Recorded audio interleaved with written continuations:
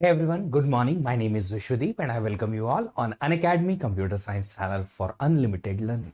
कल की क्लास में हमने इंडेक्सिंग में देखा था कि प्राइमरी इंडेक्सिंग क्या होती है और इंडेक्सिंग फाइल्स किस तरीके से स्टोर करते हैं।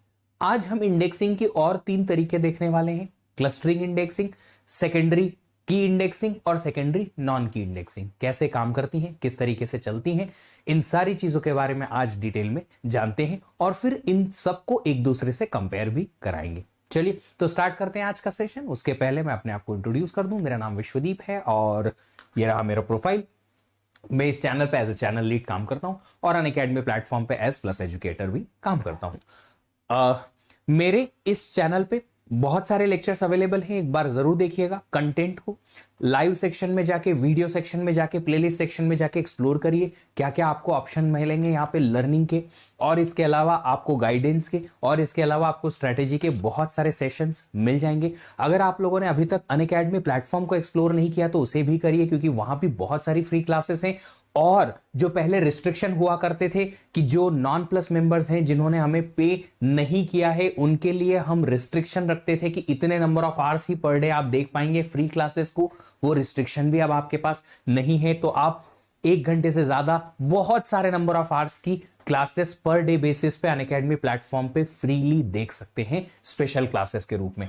इस लिंक के थ्रू मेरी प्रीवियसली टेकन स्पेशल क्लासेस आप देख सकते हैं। इसके अलावा आपको सारी क्लासेस एक्सेस करने के लिए मिलेगा मेरी प्रोफाइल में जाके।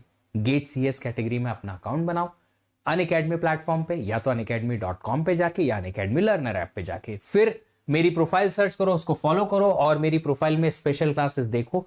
एक स्पेशल टाइप क्लासेस में बताता हूं जो है रैपिड फायर्स। एक बार इन्हें जरूर देखिएगा, क्योंकि इनसे आपको जो सीखने को मिलेगा वो अनइमेजिनेबल है, आपके लिए अनपैरेलल्ड है। सीरियसली बोल रहा हूं, एक बार जरूर जाके देखिएगा रैपिड फायर सेशंस।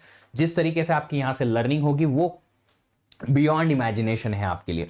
अगर आप लोगों ने ये सोचा है कि गेट 23 को आपको क्रैक करना है, चाहे कितना भी मंथ हो चुका है, चाहे कितना भी आपने प्रिपरेशन किया है नहीं किया है, what ever was your situation, अगले 3 महीनों में आप इस सिचुएशन को पलट कर सकते हो बिल्कुल। और इसके लिए आपकी एंड मोमेंट जो प्रिपरेशन है वो टॉप क्लास होनी जरूरी है। अगर आपको ऐसा लगता है कि आप कहीं ना कहीं अपनी प्रिपरेशन में स्ट्रगल कर रहे हो और उस स्ट्रगल में आपको चाहिए कि कोई ऐसा कंटेंट, कुछ ऐसा गाइडेंस और कुछ ऐसे क्वेश्चंस, टेस्ट सीरीज और ये सब का कॉम्बिनेशन आपको मिले जहां से आप अपनी प्रिपरेशन को एंड मूवमेंट बस दे सकते हैं, तो आप अनअकैडमी प्लस या आइकॉनिक सब्सक्रिप्शन का रुख कर सकते हैं, जहां पे हम आपको टॉप एजुकेटर्स मिलके क्लासेस पढ़ाएंगे, समझाएंगे, गाइड करेंगे, डेली प्रैक्टिस प्रॉब्लम्स देंगे, अलग से बहुत सारे प्रैक्टिस क्वेश्चंस मिलेंगे, क्विजेस मिलेंगे, डिजिटल नोट्स मिलेंगे, टेस्ट सीरीज मिलेगा।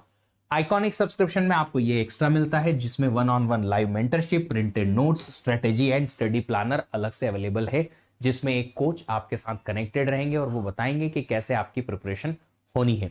अगर आप गेट 24 की तैयारी कर रहे हैं तो आपके कॉलेज के साथ में आपको बहुत सारी चीजें मैनेज करनी है। गेट की प्रिपरेशन अकेली नहीं है, कॉलेज, ऑफिस एटसेट्रा एटसेट्रा बहुत कुछ मैनेज करना है। पर्सनल आपके हॉलीडेज रहेंगे, फेस्टिवल्स आएंगे, personal celebrations like birthday etcetera etcetera होंगे, कहीं शादियां होंगी, कहीं ट्रिप्स होंगी, कहीं बेस्ट फ्रेंड्स की बीमारी होगी। बहुत सारी चीजों में आपका अगर टाइम इधर उधर चले जाता है तो जो लिमिटेड टाइम है उसमें आप अपनी प्रिपरेशन को कैसे सही ट्रैक पे रख पाएं, उसके लिए आपको पता होना चाहिए कि मुझे कब क्या करना है। आपको सिर्फ कंज्यूम करना है कंटेंट, सोचने की जरूरत नहीं है कि कब क्या करें, ये करें कि ना करें, वो करें कि ना करें। और इसके लिए आपको गाइडेड प्रिपरेशन की जरूरत है, जो प्लस या आइकॉनिक सब्सक्रिप्शन पे आपको मिल जाएगा। जो सब्सक्रिप्शन आप लेंगे अलग अलग ड्यूरेशन के लिए अवेलेबल है। जो ड्यूरेशन आपकी सब्सक्रिप्शन प्लान को या प्रिपरेशन प्लान को सूटेबल हो वो सिलेक्ट करो और ये कोड लगा लो। विदीप 10 कोड लगाने से आपको 10% का डिस्काउंट मिलता है। इसके अलावा मेरा पर्सनल गाइडेंस मिलता है। इसके अलावा मेरी पूरी टीम का सपोर्ट आपको मिल जाता है। अगर आप लोग ब्रह्मास्त्र बैच की बात कर रहे हैं, ब्रह्मास्त्र प्लस बैच गेट 23 के लिए हमने स्टार्ट किया था अनअकैडमी प्लस पे, जिसमें ऑपरेटिंग सिस्टम का प्रैक्टिस कोर्स में स्टार्ट करने वाला हूं 14 नवंबर से। इसके अलावा गेट 24 के लिए भी एक नया कोर्स और नई बैच स्टार्ट हो रही है 24-25 दोनों के लिए, और ये स्टार्ट होगी 24 नवंबर से, जिसमें मेरा कोर्स आ रहा है बेसिक वाला सी एंड डेटा स्ट्रक्चर्स। एकदम बेसिक है, एकदम एब्सोल्यूट बिगिनर्स भी इससे स्टार्ट कर सकते हैं अपनी प्रिपरेशन को। अगर आप सिर्फ टेस्ट सीरीज लेना चाहते हैं अनअकैडमी प्लेटफॉर्म पे तो आप लाइट सब्सक्रिप्शन ले सकते हैं। इसके लिए भी अगर आप ये कोड लगाएंगे VDEEP10 तो आपको डिस्काउंट मिल जाएगा। देख सकते हैं light subscription for 1 year this much and 2 year this much. इसमें सिर्फ आपको टेस्ट सीरीज ही एक्सेस करने को मिलेगी।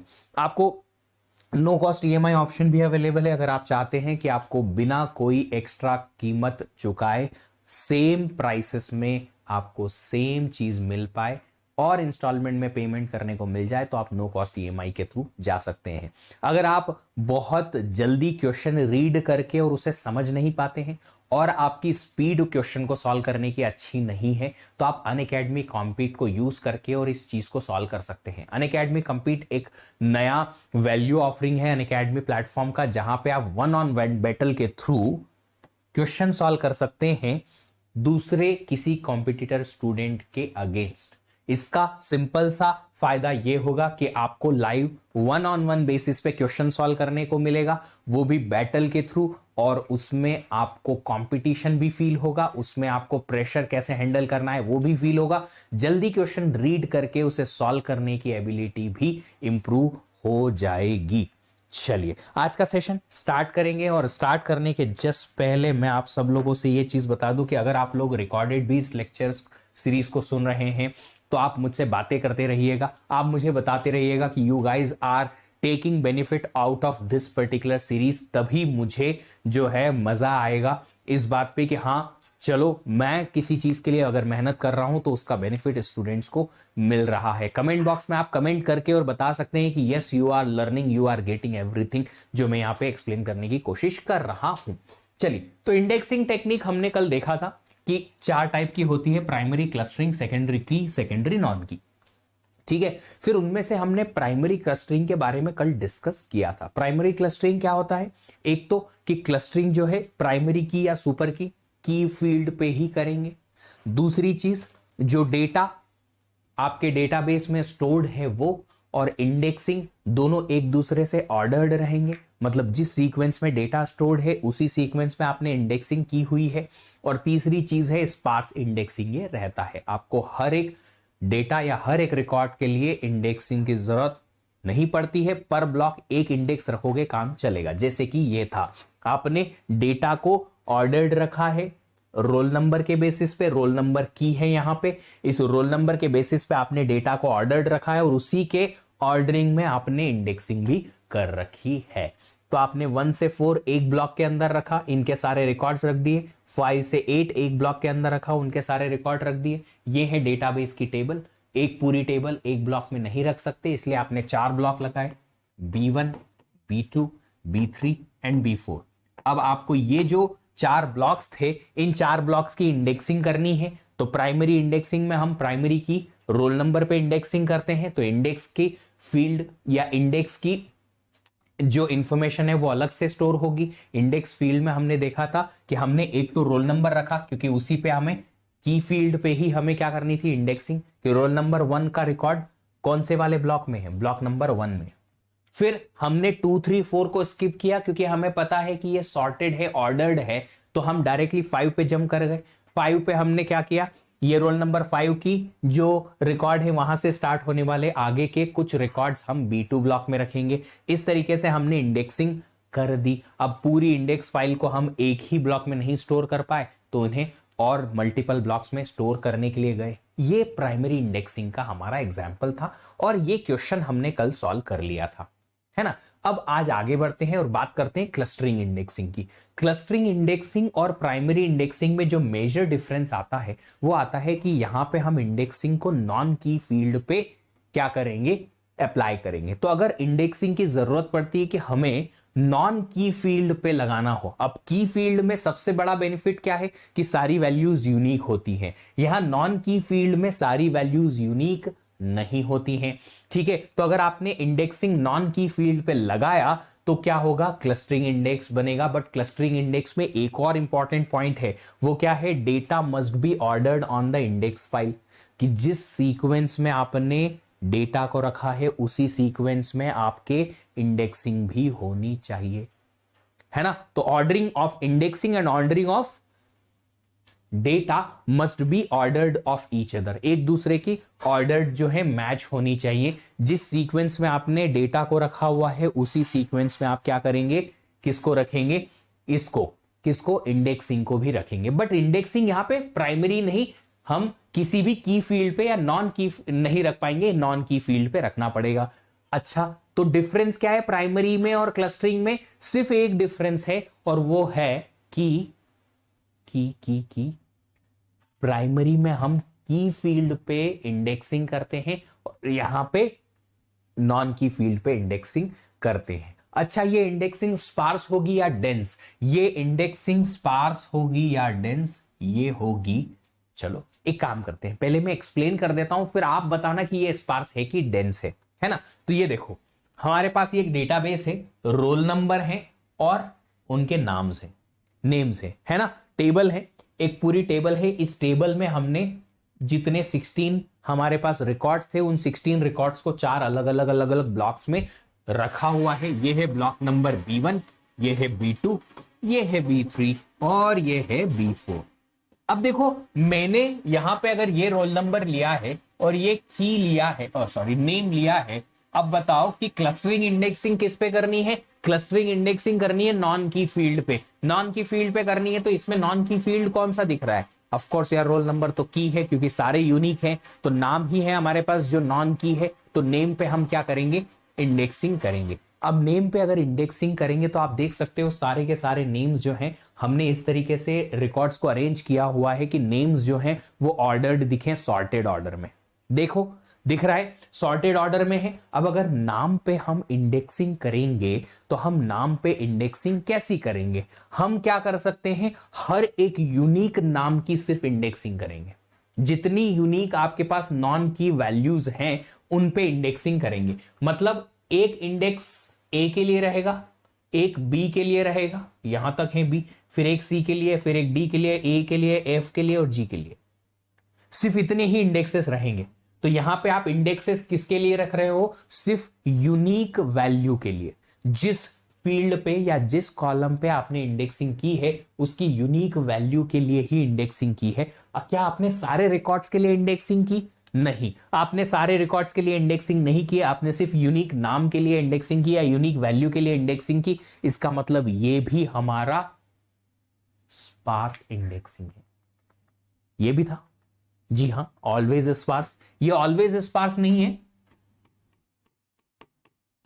It is sparse. नॉन की है तो स्पार्स तो रहेगा ही, क्योंकि हमारे पास में मल्टीपल वैल्यूज कॉमन हो सकती है, रिपीटेड हो सकती है, इसलिए। तो अगर नॉन की है तो स्पार्स रहेगा। क्यों रहेगा? क्योंकि indexing is done for each unique value. जो भी यूनिक वैल्यू है उसी के लिए हमें क्या करना है, इंडेक्सिंग करना है। तो आप देख सकते हो हमने A B C D E F G, जो इस नेम के हमारी यूनिक वैल्यूज थी, इनके लिए एक एक इंडेक्सिंग रखी। अब हमें क्या करना है, सिर्फ ये देखना है कि कौन सा ब्लॉक ये स्टार्टिंग ब्लॉक है। ए कहां से स्टार्ट हुआ है? ए हमारा सबसे पहला दिख रहा है B1 पे। बी कहां से दिख रहा है? बी भी हमें B1 से ही दिख रहा है। सी कहां पे दिख रहा है? B1 से स्टार्ट होके दिख रहा है, पहला वैल्यू सी का। डी B3, ई B4, एफ B4, जी B4। तो हम क्या करेंगे, यूनिक वैल्यू, और यूनिक वैल्यू सबसे पहले किस ब्लॉक में दिखी उसका हम ब्लॉक नंबर यहां पे रख देंगे, ताकि क्या हो, हम उन वैल्यूज को एक्सेस कर पाए। अब देखो, अगर कहीं पे एक ऐसी क्वेरी लिखने में आई, select star from this table where student का name is equal to B. अब बताओ अगर स्टूडेंट का नाम बी है, हमने यहां पहले इंडेक्स ब्लॉक सर्च किया, इस इंडेक्स ब्लॉक में पता चला कि बी जो है B1 से स्टार्ट होता है, तो क्या जरूरी है कि बी जो है वो सिर्फ B1 में ही मिले? नहीं, हम पहले B1 में जाएंगे, देखेंगे कि कहां है बी, यहां है बी, ठीक है, उसके बाद हमें हो सकता है आगे के और जगह पे बी मिल जाए। जी हां, फिर हम अगला वाला ब्लॉक भी एक्सेस करेंगे। कौन सा? नेक्स्ट वाला ब्लॉक B2 भी एक्सेस करेंगे और इसकी भी सारी वैल्यूज यहां से देखेंगे कि बी और कहां कहां मिल रहा है। फिर अगर आखिरी तक ये बी पहुंचा तो अगला वाला ब्लॉक भी एक्सेस करेंगे। जितने जितने ब्लॉक्स में हमारे पास एलिमेंट बी प्रेजेंट है वो सारे ब्लॉक्स हमें एक्सेस करने हैं। तो स्टार्टिंग फ्रॉम B1 हम सारे वो वाले ब्लॉक एक्सेस करेंगे जब तक हमें बी मिलता जाए। और ये फायदा इस चीज का ऐसे होगा कि हमारे पास इंडेक्स और डेटा दोनों ऑर्डर्ड हैं। ऑर्डर्ड है तो इससे फायदा क्या होगा कि जितने भी बी हैं वो सब सीक्वेंशियली आपको एक के साथ एक आगे के आगे मिल जाएंगे। उससे फायदा ये होगा कि आपको एक बार स्टार्टिंग पॉइंट मिल गया, उसके बाद आप सारे के सारे बी एक्सेस कर सकते हो। नाम बी जिनके हैं वो सारे रिकॉर्ड्स एक्सेस कर सकते हो। तो ये है आपके पास क्लस्टरिंग इंडेक्सिंग। क्लस्टरिंग इंडेक्सिंग में जो इंपॉर्टेंट पॉइंट याद रखने के हैं वो है, एक तो इंडेक्सिंग होती है नॉन की फील्ड पे। नॉन की फील्ड है मतलब रिपीटेड वैल्यू होंगी डेफिनेटली होंगी। अब रिपीटेड वैल्यू है, ओके मान लिया, और हमें इंडेक्सिंग करनी है सिर्फ हर एक यूनिक वैल्यू पे। तो हर एक रिकॉर्ड के लिए तो हम इंडेक्सिंग करेंगे नहीं, इसलिए ये स्पार्स इंडेक्सिंग हो जाएगी। और तीसरी इंपॉर्टेंट चीज कि ये ऑर्डर्ड रहता है। डेटा जो है वो इंडेक्स फील्ड पे ऑर्डर्ड है, जिस ऑर्डर में इंडेक्सिंग है उसी ऑर्डर में डेटा स्टोर्ड है बैक एंड पे आपके डेटाबेस के अंदर। ठीक है, चलिए अब ये क्वेश्चन सॉल्व करते हैं ताकि हमें थोड़ी सी चीजें समझ में आए कि इसके क्वेश्चन को कैसे सॉल्व किया जाता है।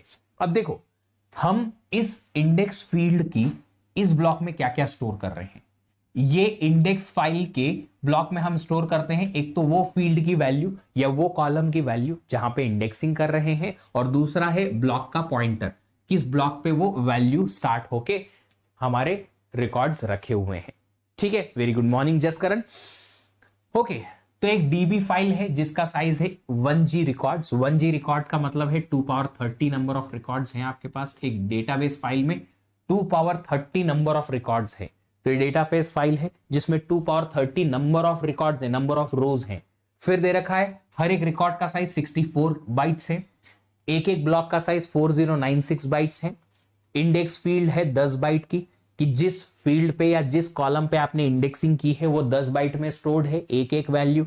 ये 10-10 बाइट की एक एक वैल्यू है, ऐसा समझ लीजिए।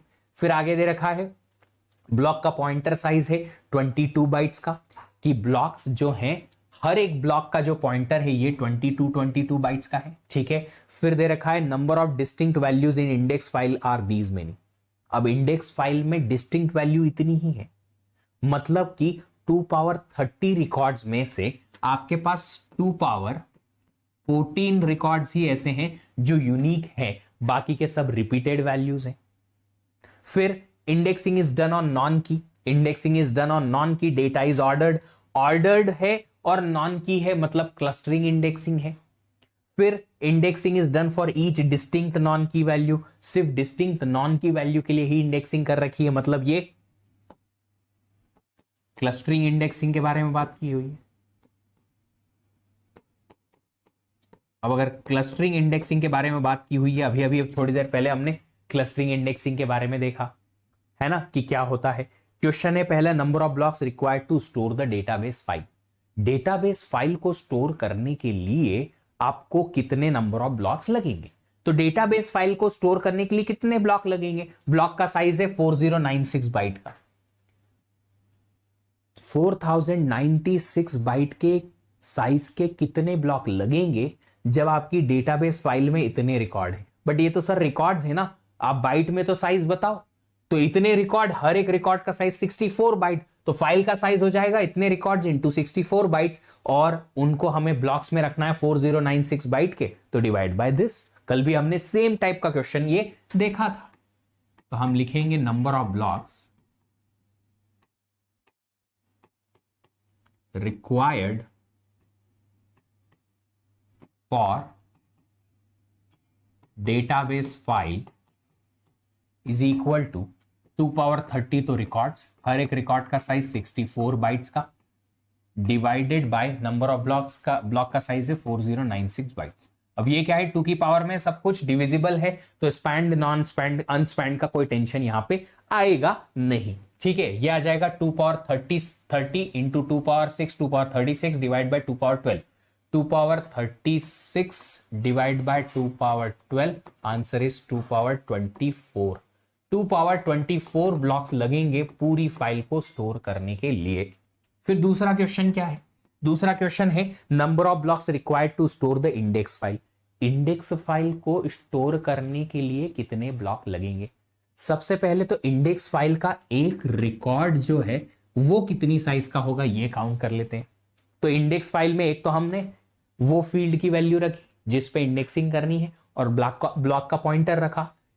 फील्ड जिस पे इंडेक्सिंग करनी है ये रही 10 बाइट की, ब्लॉक का पॉइंटर 22 बाइट का। तो आपके पास यहां से निकल के आ जाएगा एक इंडेक्स रिकॉर्ड का size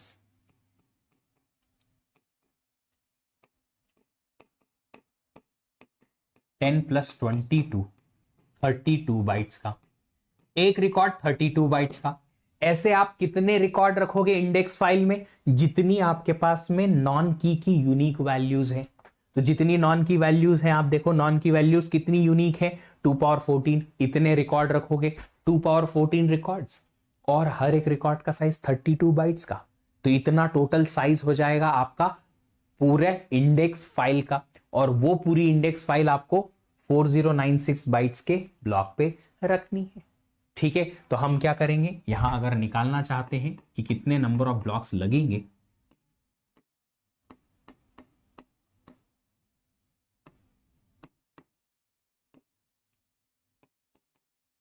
required for index file, तो यह आ जाएगा 2 पावर 14 यूनिक रिकॉर्ड है। हर एक रिकॉर्ड के लिए आप क्या करते हो, हर एक रिकॉर्ड के लिए आप जो डिस्टिंक्ट वैल्यू है उसके लिए आप क्या करोगे, इंडेक्सिंग करोगे। इतने इंडेक्सिंग के आपके पास रिकॉर्ड्स आ जाएंगे। हर एक रिकॉर्ड का साइज 32 बाइट्स आपने यहां पे लिखा हुआ है, डिवाइडेड बाय ब्लॉक का साइज 4096 बाइट्स। यह है 2 पावर 12। ठीक है, तो ये आपके पास आ जाएगा 2 power 5 into 2 power 14 2 power 19 divide by 2 power 12, answer is 2 power 5 नहीं 2 पावर 7 128, ये आंसर आ जाएगा आपके पास।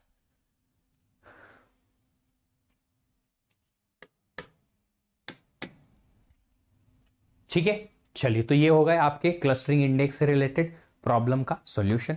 अब बात करते हैं आपके पास सेकेंडरी की इंडेक्सिंग। सेकेंडरी इंडेक्सिंग में आपके पास दो टाइप की इंडेक्सिंग आती है। आप सेकेंडरी इंडेक्सिंग की बात करें तो सेकेंडरी में दो टाइप की इंडेक्सिंग आती है, एक तो की और एक नॉन की। इन दोनों में एक चीज कॉमन है प्राइमरी और क्लस्टरिंग इंडेक्सिंग में, वो क्या है, डेटा ऑर्डर्ड रहता है विद इंडेक्स, कि जिस सीक्वेंस में आपने डेटा को रखा हुआ है उसी सीक्वेंस में आप इंडेक्सिंग करते हैं। जैसे कि मैंने कल आपको इस बुक के बारे में बताया था कि इस बुक में आपने जो जो चैप्टर जिस सीक्वेंस में लिखे हुए हैं उसी सीक्वेंस में आपकी स्टार्टिंग में क्या रहती है, इंडेक्सिंग रहती है। सबसे पहले part 1 chapter number 1 introduction, chapter number 2 computer system structure, chapter number 3 operating system structure, chapter number 4 processes, chapter number 5 threads, इस तरीके से। तो जिस सीक्वेंस में चैप्टर्स हैं उसी सीक्वेंस में आपने इंडेक्सिंग की है। तो ऑर्डर्ड है आपका डेटा जो डेटाबेस पे स्टोर्ड है इंडेक्सिंग के साथ में। सेकेंडरी में क्या होता है, डेटा जो है वो ऑर्डर्ड नहीं है, data is not ordered with index.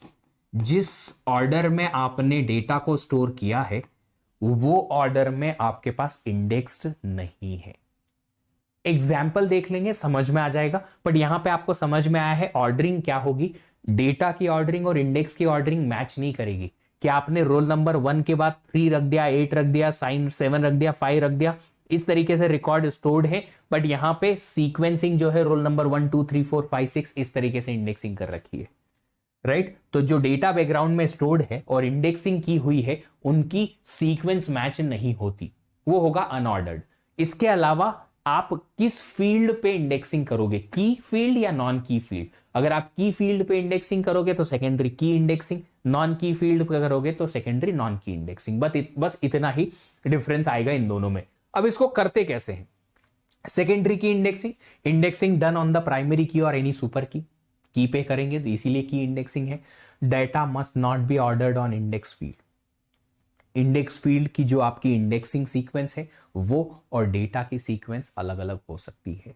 It can be densed और स्पार्स इंडेक्स, आपकी जैसी मर्जी है आप रख सकते हो इसको, इंडेक्स को डेंस भी रख सकते हो, स्पार्स भी रख सकते हो। मैंने एक छोटा सा एग्जांपल यहां पे लेने की कोशिश की है, आप देख सकते हो यहां पे।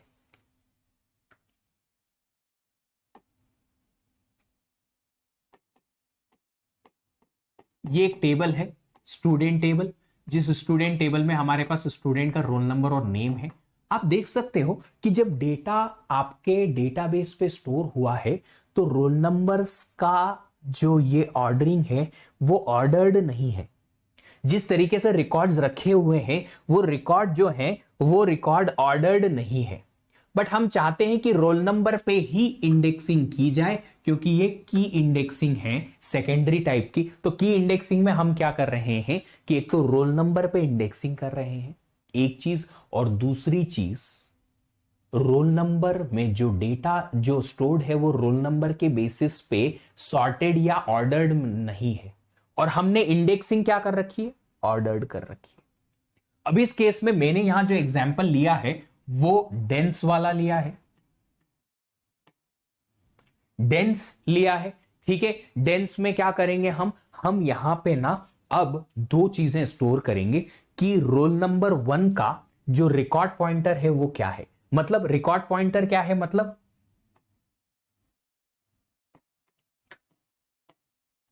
विच रिकॉर्ड इन ब्लॉक, एक ब्लॉक के अंदर का कौन सा रिकॉर्ड। तो हमने यहां देखा हर एक ब्लॉक के अंदर चार चार रिकॉर्ड हैं, 0 1 2 3। ब्लॉक नंबर B1 के चार रिकॉर्ड्स, ब्लॉक 2 के चार रिकॉर्ड 0 1 2 3, ब्लॉक नंबर 3 के चार रिकॉर्ड है 0 1 2 3, और ब्लॉक नंबर 4 के चार रिकॉर्ड है 0 1 2 3। इस बार हम डायरेक्टली एक रिकॉर्ड का पॉइंटर स्टोर करने की कोशिश करेंगे, ना कि सिर्फ और सिर्फ ब्लॉक का।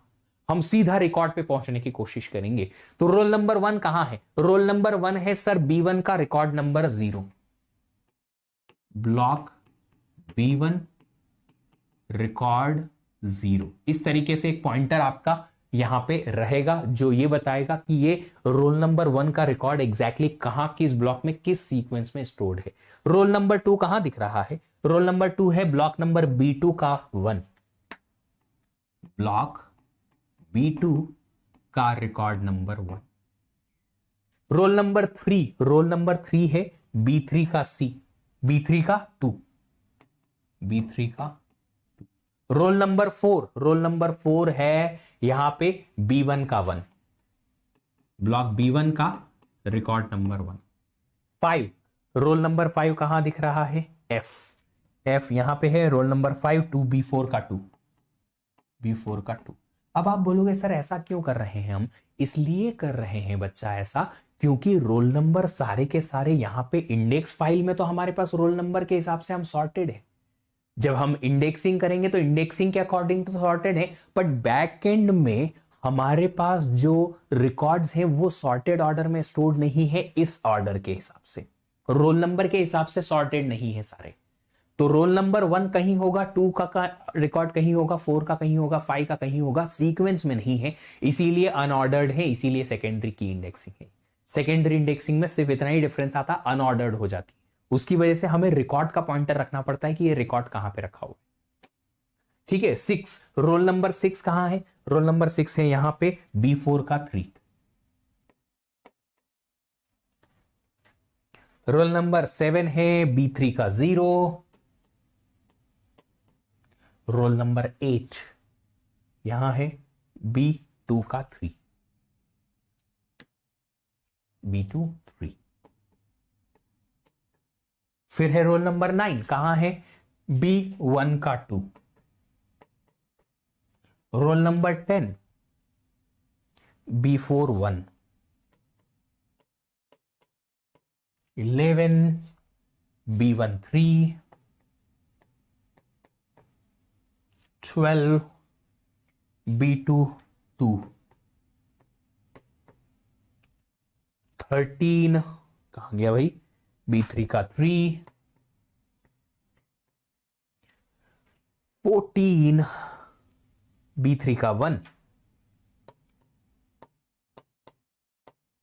15, दो और बचे हुए हैं, 15 है B3 का B4 का 0 और 16 है B2 का 0। इस तरीके से इंडेक्सिंग होती है।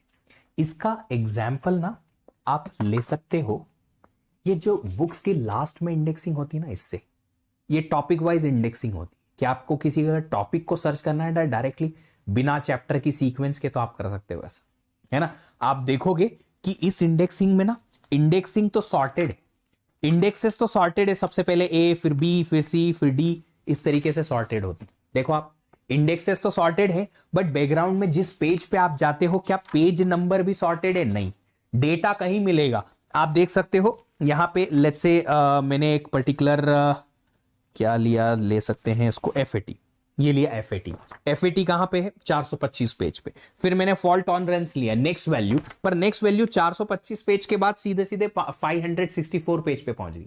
फिर नेक्स्ट वैल्यू हमारे पास 512 पेज पे पहुंच गई। तो इसका मतलब है कि बैकग्राउंड में जो डेटा है वो इंडेक्सिंग के हिसाब से सॉर्टेड नहीं है, कि जिस सीक्वेंस में इंडेक्सेस हो उसी सीक्वेंस में आपके बुक के पेजेस हो, कि वही चैप्टर हो। जैसे कि प्राइमरी इंडेक्सिंग में था, प्राइमरी इंडेक्सिंग जो शुरुआत में होता है कि इंडेक्सिंग करेंगे हम चैप्टर्स पे, है ना, और चैप्टर जिस तरीके से हमारे सीक्वेंस में है उसी सीक्वेंस में हमारी इंडेक्सिंग भी थी, तो वो ऑर्डर्ड थी। बैक साइड की आपकी इंडेक्सिंग जो बुक के पीछे होती है ना टॉपिक वाइज, उसमें क्या होता है, टॉपिक सीक्वेंस तो सॉर्टेड है जी हाँ, बट ये as it is roll number के रिकॉर्ड्स भी बैक एंड पे या आपके डेटाबेस में सॉर्टेड सीक्वेंस में स्टोर्ड रहेंगे नहीं। अब आप बोलोगे सर ऐसा क्यों, हम सॉर्टेड रख सकते हैं ना इनको। देखो एक सिंपल सी चीज बताता हूं, कल का एग्जाम्पल लेता हूं जो मैंने कल आपको समझाया था। एक एग्जाम्पल मैंने समझाया था कि आप जाते हैं एक किसी स्टोर पे कुछ परचेसिंग करने के लिए, जो कि है ब्रांडेड स्टोर। ब्रांडेड स्टोर पे ना एक जनरल टेंडेंसी होती है कि आपका एक कस्टमर अकाउंट बना दिया जाता है, जिसमें आपका phone number, name, email address, आपका बर्थ डेट एटसेट्रा एटसेट्रा रख लिए जाते हैं, ताकि आपको प्रमोशंस भी भेजे जा सके और आपको ये बताया जा सके कि आप हर एक परचेस पे कुछ पॉइंट्स अर्न कर सकते हैं। अब ये जो आपकी मेंबरशिप होती है ना उस पर्टिकुलर पोर्टल पे, वो किसी बैकग्राउंड में एक डेटाबेस पे स्टोर रहती है। उसकी जो की होती है आपका होता है फोन नंबर, आपका फोन नंबर होती है उसकी की। आपके फोन नंबर से वो आपका मेंबरशिप का पूरा डिटेल एक्सेस कर सकते हैं, बिल्कुल आराम से कर सकते हैं। अब देखो जो जो कस्टमर्स आते जाते हैं वो नए नए क्या करते जाते हैं, नए नए रिकॉर्ड्स लाते जाते हैं। कि एक नया कस्टमर आया, उनसे पूछा कि आपके पास मेंबरशिप है, उन्होंने बोला नहीं है, तो नए कस्टमर की एंट्री कर दी। फिर एक नया कस्टमर आया, उनसे पूछा कि आपके पास मेंबरशिप है, उन्होंने मना कर दिया नहीं है, तो उसकी एंट्री कर दी। अब जिस सीक्वेंस में ये लोग मेंबरशिप ले रहे हैं उनके फोन नंबर की बनेगा, क्या जरूरी है कि उनके फोन नंबर सॉर्टेड ऑर्डर में हम स्टोर करें? नहीं, जिस सीक्वेंस में अगर आ रहे हैं उसी सीक्वेंस में हम इंसर्ट करते जाएंगे, तो रोल नंबर्स तो हमारे पास में, या सॉरी फोन नंबर्स जो हैं वो तो हमारे पास में सॉर्टेड नहीं रहेंगे, ऑफ कोर्स नहीं रहेंगे। जिस सीक्वेंस में कस्टमर्स की एंट्री होती रहेगी उस पोर्टल पे, उस सीक्वेंस में वो फोन नंबर्स हमारे पास सॉर्टेड नहीं रहेंगे। और अगर सॉर्टेड नहीं रहेंगे तो कुछ ऐसा सिनारियो हो सकता है कि पहले एक फोन नंबर का वाला पर्सन आया, फिर नेक्स्ट, फिर नेक्स्ट नेक्स्ट, इस तरीके से फोन नंबर्स के जो हमारे पास इंसर्शन होंगे टेबल के अंदर वो ऐसे सीक्वेंस में नहीं रहेंगे। अगर सीक्वेंस में नहीं रहे तो अगर हमें फोन नंबर पे ही क्या करनी है, सीक्वेंसिंग करनी है या इंडेक्सिंग करनी है, तो हमें कुछ ऐसा सेकेंडरी की इंडेक्सिंग लगानी पड़ेगी। चलो, एक होता है secondary non key indexing. Secondary non key indexing कहता है कि हमें इंडेक्सिंग करना है नॉन की फील्ड पे, data must not be ordered on the index file. Data index file पे ऑर्डर नहीं रहता है, ठीक है। ये तो हमने सेकेंडरी में देख ही लिया था। सेकेंडरी में दोनों टाइप हैं हमारे पास, की और नॉन की। अगर नॉन की फील्ड पे सेकेंडरी इंडेक्सिंग की है तो इंडेक्सिंग कैसे होगी, जैसे कि हम छोटा सा एग्जांपल ले लेते हैं, ज्यादा छोटा लेने का फायदा होगा। रोल नंबर है यहाँ पे नेम है।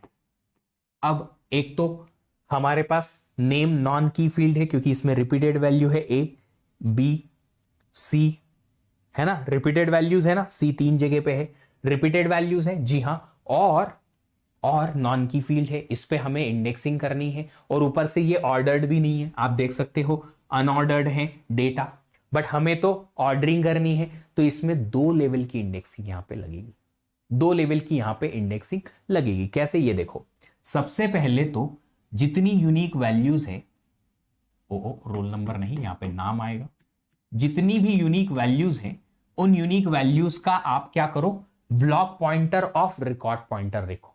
तो हमारे पास लेट्स से ये ब्लॉक पॉइंटर्स हैं या ब्लॉक के नंबर से B1 B2 B3 B4 है ना। अब सबसे पहले तो ये इनकी यूनिक वैल्यूज के हमने एक बेसिक इंडेक्सिंग बनाई। अब ए वैल्यू एक ही ब्लॉक पे तो नहीं है ना, ए वैल्यू जो है इस ब्लॉक पे भी है, इस ब्लॉक पे भी है, अलग अलग ब्लॉक पे है, और वो भी ऑर्डर्ड नहीं है, कहीं एक वहां है और कहीं और एक दूसरी कहीं और है।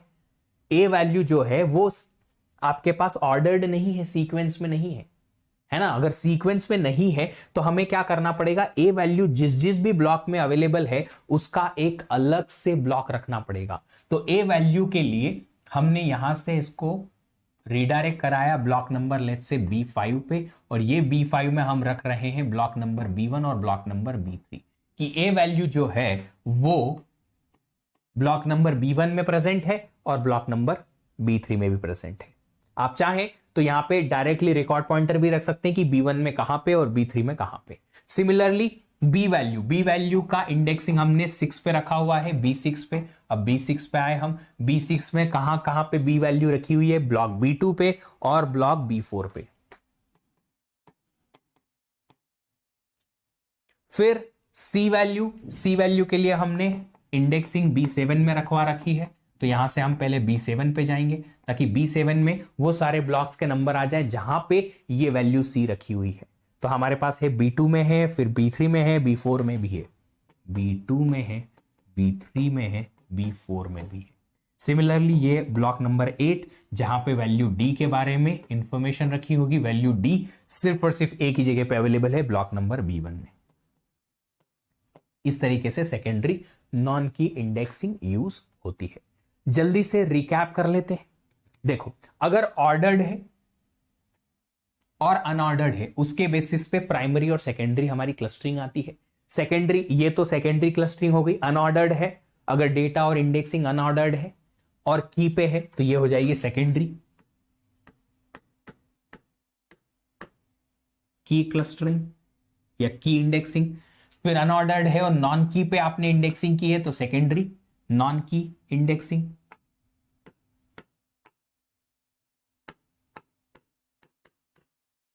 फिर हमारे पास ऑर्डर्ड है और की पे है तो प्राइमरी क्लस्टरिंग, और अगर ऑर्डर्ड है और नॉन की पे है तो clustering indexing, primary indexing and clustering indexing. तो ऑर्डर्ड है तो प्राइमरी क्लस्टरिंग, और अगर अनऑर्डर्ड है तो सेकेंडरी की, सेकेंडरी नॉन की। इस तरीके से आप इसे यूज कर सकते हो और याद रख सकते हो। ठीक है, चलिए तो आज का सेशन यहीं पे क्लोज करते हैं। कल से हम एक बहुत इंपॉर्टेंट टॉपिक स्टार्ट करने वाले हैं जिसका नाम है बी ट्री। बहुत बहुत इंपॉर्टेंट है क्योंकि क्वेश्चंस बी ट्री और बी प्लस ट्री से रिसेंट पास्ट में बहुत सारे आए हुए हैं, तो इसे मिस नहीं करिएगा। इंट्रोडक्शन और इसके इंसर्शन के बारे में हम कल देखने वाले हैं कि बी ट्री कैसे काम करता है। चलिए, तो कुछ इंफॉर्मेशन है, सुनते जाइए। एक तो ये कि अगर आप लोगों ने अभी तक कंपीट को नहीं खेला है तो खेलिए, गेम है पर मजा आएगा क्योंकि 1-on-1 बैटल है क्वेश्चंस का। जो क्वेश्चंस आपको रीड करके समझने में मुश्किल होती है वो क्विकली आप कैसे सॉल्व कर पाओगे, इसकी आपको स्पीड बढ़ाने में कंपीट में मदद मिलेगी। इसके अलावा आप लोगों को गेट 23 के लिए ऑपरेटिंग सिस्टम का प्रैक्टिस कोर्स स्टार्ट हो रहा है। ये हो रहा है 14 नवंबर से, और इसके अलावा गेट 24 के लिए सी डेटा स्ट्रक्चर का कोर्स 24 नवंबर से स्टार्ट हो रहा है। ये दोनों अनअकैडमी प्लस पे आएंगे। ये कोड लगाओ, अनअकैडमी प्लस आइकॉनिक का सब्सक्रिप्शन स्टार्ट कर दो और आ जाओ, ताकि मैं आपको हेल्प कर पाऊँ पर्सनलाइज्ड मैनर में। आपकी गाइडेंस से लेके आपके प्रिपरेशन के लेक्चर से लेके तो गाइडेड प्रिपरेशन तक सब कुछ में हम आपकी मदद कर पाए। डिस्काउंट भी मिल जाएगा आपको 10% इससे। इसके अलावा आप टेस्ट सीरीज भी ले सकते हो अनअकैडमी लाइट सब्सक्रिप्शन के थ्रू, जिसका कीमत आपको इतना देना है। इसमें भी आपको डिस्काउंट मिल जाएगा अगर आप कोड लगाएंगे सेम VDEEP10। चलिए, उम्मीद करता हूं वीडियो अच्छा लगा। लाइक जरूर करिएगा, शेयर करिएगा अपने सारे फ्रेंड्स के साथ, सब्सक्राइब कर लीजिएगा चैनल को, टर्न ऑन कर लीजिएगा नोटिफिकेशन। मिलेंगे आपसे अगले सेशन में। बी ट्री में बहुत मजा आएगा, क्वेश्चन सॉल्व होंगे। लाइव आने की कोशिश कीजिएगा ताकि आपको लर्निंग मिल पाए। मिलते हैं, तब तक के लिए ख्याल रखिएगा। Happy learning, bye bye.